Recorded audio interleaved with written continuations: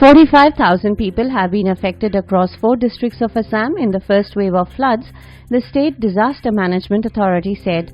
So far, over 1,018 hectares of crop area has been inundated by flood water, while Burhi, Dihang and Desang Nagla Muraga rivers were flowing above the danger mark in Sivasagar. Assam State Disaster Management Authority ASDMA said nearly 45,000 people were suffering in Lakhimpur, Jorhat, Sivasagar and Charaideo districts, ASDMA said in an official release.